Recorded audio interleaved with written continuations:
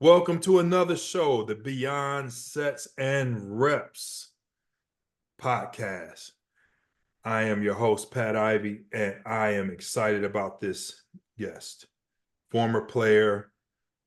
I've had the pleasure of coaching this young man, and then it's always awesome to see them grow up, move on, and move to a situation and a position where they're professionals. So without further ado, this is former wide receiver Jason Ray. What's going on, Jay Ray? Yes, sir. Not much, Coach. How are you doing? Oh, I'm doing fantastic. I'm doing great, man. Can you tell our listeners a little bit about yourself so they understand why you're on this podcast? Yes, I can. First off, Coach, I appreciate you giving me this opportunity, this platform. I love what you've been doing. Obviously, you were a huge impact in my life, but I came out of Oklahoma, Broken Arrow High School, back in '03 is when I graduated, and I ended up at Mizzou. And I was Gary Pinkel's third recruiting class, and I had an opportunity to be on the football team there, and I was a team captain by my senior year from '03 to '07. 2008 Cotton Bowl was my final game, and as a player, truly my final game playing. And then I shortly after that I got into coaching, and so I was still in between the lines, trying to make an impact in young men's lives. I had no clue what I was getting into when I first got into coaching, but as I finished a 13 season career, but I started out at Wyoming for 4 years, '09 to 12, and I ended up at Oklahoma State 2012 to 13.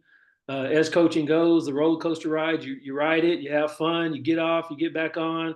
Sometimes they tell you to get off the ride, and so at that point, I ended up at Northern Iowa. Had a great opportunity, worked for my first defensive head coach there, Mark Farley. So I ended up there, different perspective of the game. I learned a lot, grassroots coaching. I'm sweeping and mopping floors for junior days in the locker room. So back to kind of my roots, some things that my parents instilled in me, just hard work and no job is too big for you. You do your job and you do it well. So I was there in 2015, ended up getting back near Oklahoma in Missouri State, 16, 17.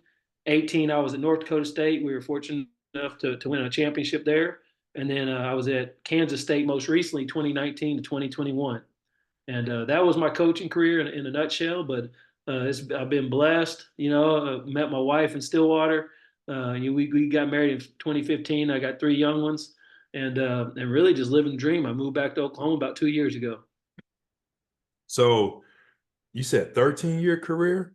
13 seasons. So some consider that probably rookie. I don't know. I feel like we talk about, taking the good and the bad and just learning through all of it. And so 13 seasons and really got seasoned.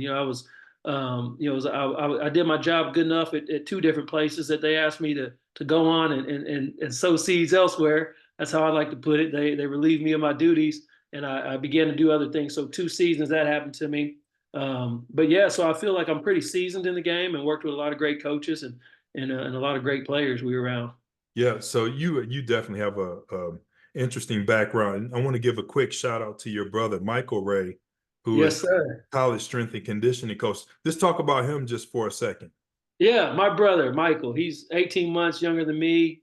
He's currently at Pittsburgh University, so he's up there at the University of Pittsburgh and doing his thing up there. I think he's going on his third or fourth season there, but he's been in a number of places. He's been really he's followed your career a lot, Coach. When I first got up to Missouri and I was telling him who our strength coach was and the positive impact you had on us and my teammates, he started to really follow and track your career. I know you've got a chance to meet with him and be around him. But, he started out at Wyoming as a player, was at Arizona State. We hired him. I got to work with my brother for 2 seasons at Wyoming, which was awesome. And so he came back to his alma mater for us, and I think he was there from 2010 to 12 or 13, and then he ended up at Colorado State. He was at Washington for a little bit, and then now he's at the University of Pittsburgh. Yeah, yeah. Shout out to you, Michael. Keep it going, man. Definitely proud of you. So, Jay Ray, when you were done, so you went from coaching to you went from being an athlete, Division I, to Mm-hmm. being a coach, different places. and then you also have some roots in the in the in the rural. I guess talk to us about your rural roots. Yes, yeah. So, I went to a suburb of Broken Arrow, suburb of Tulsa, but we live out in the country. And I've recently moved back kind of to my roots. My dad was a country boy, lived on a farm, grew up really in the cattle trade, was kind of their big deal, but they did a lot hogs, cows, chickens, and riding horses, bareback. And so I didn't know my father in that role because he worked for UPS. And so I knew him as kind of a company man, wearing a shirt and tie and coming home, late nights during Thanksgiving and Christmas time, started out as a driver, then a supervisor. And then as I got older and got to really know more about his background, my grandparents, what they did, and they were farmers, they were landowners, and really business people when you really think about the agricultural world. You got to be a veterinarian. When you're living out there, you got to be able to be a businessman. You got to be able to be a weatherman. You gotta wear a lot of hats when you're running an operation, whether it be cattle or row crops or whatever it is. So I've recently moved back. We got a few head of cattle, and I've been learning that trade from my dad. Putting up fence, rotating cows. We're in calving season right now, so there's a few calves that dropped, and so started buying cows for my young ones as an investment. But really, it truly gives me, you're close to the earth, man, and kind of getting back to the basics. Yeah, and speaking of that investment into others, I think that's a good segue into what you're doing now. So as you move back home, got back to your roots, and you got out of coaching, you got into another profession. I love the way you have these transitions, which seem seamless. I would guess that they're not. I would guess that there's some challenges that go along with these transitions. So talk about, what you're doing now after coaching. Right. So great coaching career. Had an opportunity to coach a couple kids at Kansas State who got involved in a program called the Yes Program, which is a young entrepreneur system. And so they approached me about a year ago and said, Coach, you got to talk to our CEO.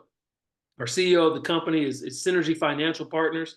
We're based out of just north of Atlanta, Georgia, but we have agents across the country. And so Jeff Huggins, the CEO of our company, he called me. Two of his boys played for us at Kansas State. I coached one of them directly as a walk-on fullback, and his son's name is Jake. And Jake kept on telling me, Coach, you got to talk to my dad. He's got a position for you. I was reluctant at first. I'm hanging out on the property and just kind of living, quote unquote, retired to some degree. Mhm. But I teach and coach financial literacy and education to student athletes. And Jeff's approach when he contacted me was, look, coach, I've heard great things about you. You as a coach and you coaches have transferable skills. And since I've been out of, grass coaching, X's and O's ball, got out of the collegiate game, and I really feel like I'm still tied into it because you're always going to have those bonds, whether it be with former teammates or the coaching tree that I've been part of.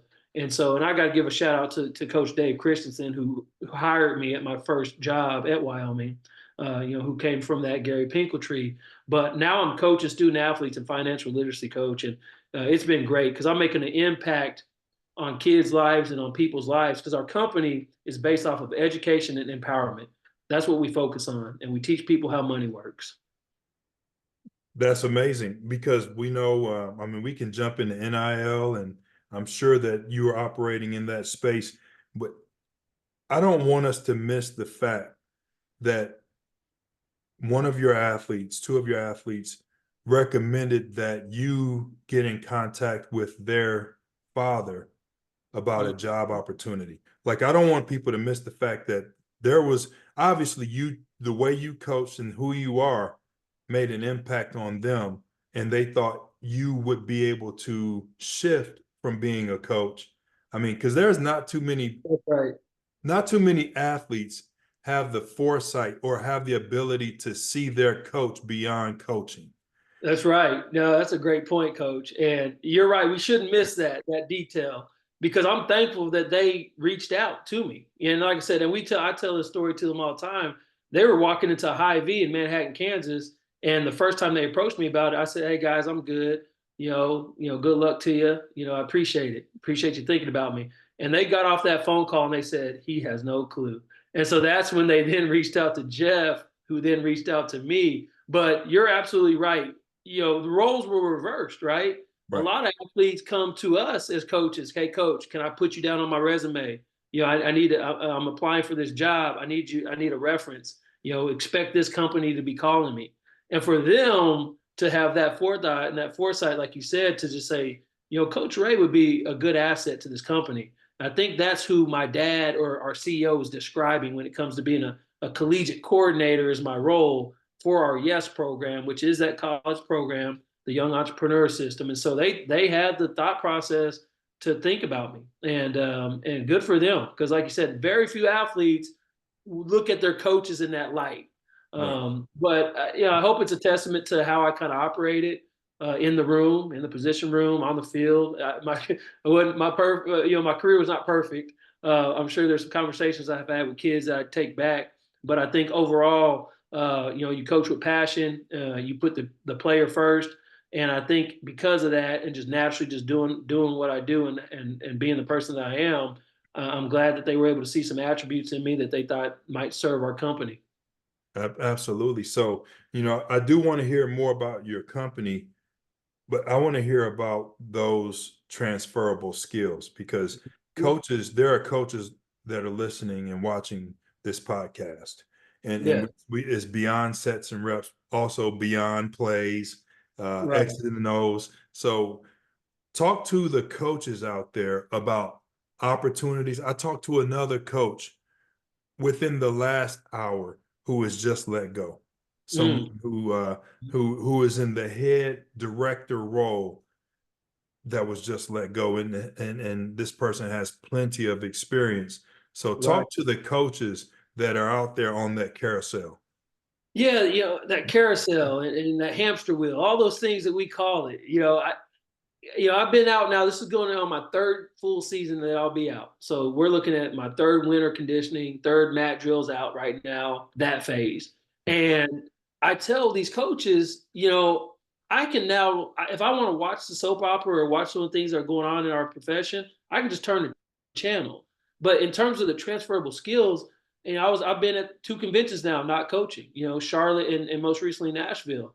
And you sit down every day or you have phone conversations every day with families, with kids. You're selling the program, you're selling your logo, you're selling yourself, you're telling your story. That's what coaches do. When you're recruiting on the recruiting trail, when you're having a phone conversation with a parent, or in the portal day and age, you might be having a conversation with a coach on another staff asking about how that player reacts that you might be on right now that's in the portal. And so a lot of the transferable people skills are there. I think a lot of times coaches, we will pigeonhole ourselves and say, well, I'm just a ball coach. Well, early on in my career, I realized that I need to be Jason Ray. I'm not just ball coach. There's more depth to me. And I think once the individual person appreciates the gifts that they have, that they can see themselves far more than just, in their game planning, in their recruiting, in their getting a position meeting ready. Because our organizational skills are there, some more better than others. But at the end of the day, the nature of our game and just having to have relationships with people, it's a people business. Coaching will always be. I mean, it's a teaching business. It's a people business. You're an educator as a coach. And I don't care what level you are, whether it's NIA all the way to Power Five, you have skills that can transfer to anything. And in particular, with what I'm doing, I'm coaching finance now. I think I told one of my friends the other day, one of my former players, I said, you know what? Yeah, I'm coaching transition from X's and O's to coaching. Now I'm coaching dollars and cents. You know what I mean? And so at the end of the day, you can transfer your skills, and the coaching carousel will never stop, right? I mean, every year there's going to be a hiring and a firing season. That's just the nature of the game. And I'm not saying there is anything wrong with that. That's just what it is. And you and I had a great conversation in Nashville about that. If you want to play, the game, you got to play. Right. You got to be in it. Yep. And I'm able now to use a lot of the skills I use from a number of different coaches I've been around, whether they're coordinators, GAs, the equipment managers, head coaches, all the people that you're around in a building that you can learn and grow from. I'm using all the skills I learned as a coach on the road recruiting, game planning that I'm doing now in the financial services industry. Yeah. So got to give a shout out to Dr. Amber Selking on that. If you want to play the game, if you want to play, you got to play the game. You got to play the game. So exactly. So going back to when you were a student athlete, and then we're going to come back to what you do with your company. Uh, there are a few memories I have of you being a student athlete, and uh, I'll tell the story when we used to do the Friday testing. Uh, And we would do the 40-yard dash testing. It was fast Fridays. We would alternate vertical jump, broad jump every other week, and then we would alternate the short shuttle and then the 3-cone L drill. uh-huh. And you were someone that was so persistent. Like I allowed you more opportunities because of who you were. And then there's some physiology of why I allowed you to get more repetitions than others. But you were so persistent to set a personal record that you would just go from drill to drill. Like you were doing testing like a circuit. Like it's not, Right. it doesn't work like that, Jay Ray. You got to give yourself time to recover. You're giving a max effort sprint or a max effort jump. Like you just can't go 40-yard dash and then run down the vertical jump, and then run over the broad jump and then back to the 40. Like it doesn't work like that. Like for you, the rules were a little bit different, kind of like Tommy Saunders. The rules are always a little bit different for Tommy. That mentality that you had, I would guess you've carried that with you. Like there are rules, there's recommendations, and then there's what works for Jason Ray. Right. So talk about that and how you use that today, and maybe Yeah. even how you use that as a coach. Yeah, yeah. I think, within the parameters of whatever, and kudos to you and your staff for identifying different things that had to work for players. I mean, you talk about the physiology and just your wealth of knowledge in understanding how it works, but then identifying kind of, I don't want to call myself an outlier, but I think some of it was just a mental mindset, right? I mean, some of it may have been stubbornness. I don't know, but I wasn't the most gifted, I don't think, physically, in terms of just quick twitch, probably. I did have a great, 5'10", 5. Um, I do know that. As I ran the eye test, I was fairly quick on that. But in terms of straight line speed, I just wasn't that guy. I was an endurance guy, probably. And so I've utilized just that mindset of understanding. We have a system in place at Synergy Financial Partners. We have a system, but then within that system, whether it be me or any of our other agents, and I'm a licensed benefits advisor, you have to know your strengths and you have to go within that system, and then you have to then capitalize on what Jason Ray does, what Pat Ivey does, and then within that system, you're going to flourish. And so I think foundationally, even as a coach, I knew what our core values were at each school that I coached at. And again, that changes. In coaching, your logo changes, and then you have to now be ingrained into another place. So you got to know the system of that place, whether it be through admin with the AD, how does academics work, how does compliance work, all those different factors that come into play, but you still got to be at your core who you are, because you can plug and play a person at so many schools. Many coaches, they've worn a lot of different logos. And so that's a lot of different recruiting pitches, right? Some Right. schools have more facilities, some schools don't. Now I'm at a Division I FCS program. Now I'm at the FBS Power 5 program. Now I'm in the SEC, I'm in the Big Ten. Whatever that case may be, there's attributes at every place, but you got to know what your strengths are. And I think that story you tell about me running the 40, my testing, I knew what my limitations were. I knew that I could kind of push that envelope a little bit physically. Now, did it hurt me in the long run? I don't know. You probably would know that more than me. But at the end of the day, I think that mindset has helped me in my coaching, and it helps me what I'm currently doing now, because it's kind of that mindset of, you know what, put something in front of me, I'm going to attack it. Yeah, absolutely. So what does your game plan look like now when you are having a meeting with someone and you are trying to help them with their finances? What Yeah. does that look like? And what was your background? Like, what did you study in college? And how did that help you to do what you're doing now? Well, I studied marketing, got my degree in marketing. What we teach and coach people on, and we start with financial literacy and education. We want to be known as one of the best independent financial services companies in the country. We are a consumer-based company that is focused on the client, and so we have to know what the client's needs are, what that individual person's needs are, because everybody's needs are different, but everybody needs this education. It's personal finance 101. Mhm. So my background in school, in terms of what I studied, not a lot was transferable there. I would say, just quite honestly, we like to tell people that if you're a finance major in college, you might get one personal finance class. Unless you're seeking that out in college, whatever your degree program is, you're probably not going to get that, and they're not really teaching personal finance in high school anymore. And so the process that I kind of undertook when I first got into this was I was just fired up that I get to impact student athletes. That was number one. And then Jeff was like, well, you're going to want to get licensed. And I was like, okay, well, let's go. What does that take? So I didn't hesitate. Once I knew where my passion piece was, and that was identifying with student athletes, working with athletic directors, career development folks on campuses. I'm working with NIL, all the collectives. Once I knew that I could work in that space, whatever you tell me I got to do next, boom, let's go get it. And so when we're meeting with people, we want to understand their needs and their focus first. And we do that with a very comprehensive plan of what we call a financial blueprint.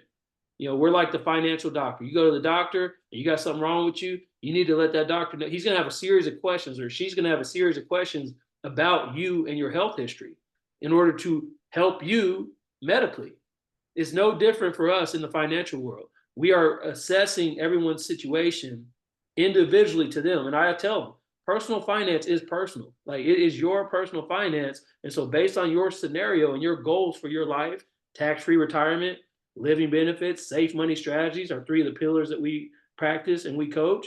We're going to find out what the needs of everyone is, and then we're going to meet them where they are, and then we get into the math, right? Then we get into their capacity to save, or their capacity to set things up for children, or their future, or pay your future self. But foundationally, it is education, and then we get into let's do a financial blueprint. Let's talk about your needs, your goals, and we do a needs analysis. So for a coach or anyone who works in a volatile uh, so field professionally, Mm-hmm. having your finances, you know, having a good handle on your finances is very important because you're going to have to make some tough decisions, moving houses, retirement, college fund for kids, the car, the you have some coaches who are working on buying a house and they still have two other houses or another house they still need to Right. sell. And uh, how do you help those, and maybe give us some tangible examples of what it's like to sit down and help someone navigate that? Yeah, so when we first have that initial conversation, we every Tuesday, actually even tonight at 6 p.m. Central, and 7 Eastern, we do a Wealth 101. So we do an educational piece. So what that looks like is we talk about taxation. We talk about what a tax deferred account is versus a tax free account.